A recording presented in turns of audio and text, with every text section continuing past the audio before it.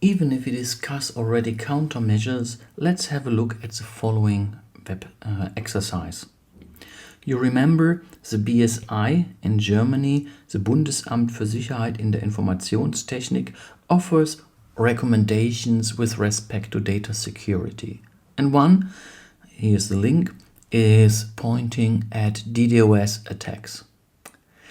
Sorry, I haven't found this page in English, but you can try to translate it using, for example, Google Translate or DeepL.com. So what are the recommendations to protect a system?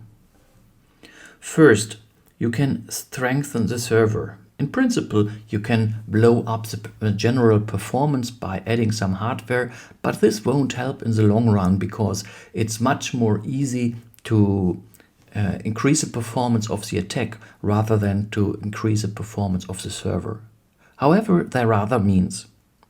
For example, one is that from one IP address, it is only allowed to send or bring up one connection to the server. So it's not allowed to have several ones in parallel. This requires, or this for the attacker, it means you really have to distribute your attack. So a normal denial of service without distribution would probably not be possible anymore. You can filter for source addresses. What does this mean? Usually or sometimes attacks come from a certain region.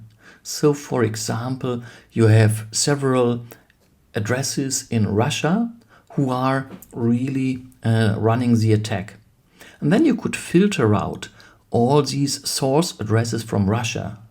This means that some legal requests from Russia are denied as well, but the overall attack is then going to an end. It would be black holing. And some similar thing would be sinkholing.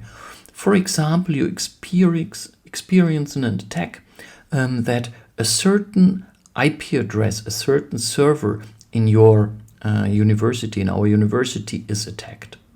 For example, all attacks are going to the VPN server, as we have experienced in the past. Then you could basically disconnect this server from being in function and let another server take over. So the idea is we give up one server, but by that we try to rescue all the other servers, all the other services. So one way to do so was really what has been done. So we offered another VPN address, another VPN server. We gave up the old one. That's what sinkholing is all about. You could filter for other criteria. So if you remember the lecture about tracking, then you remember that, for example, a web request is not only the pure GET request, but there's lots of additional information. And this information could be used. Sometimes the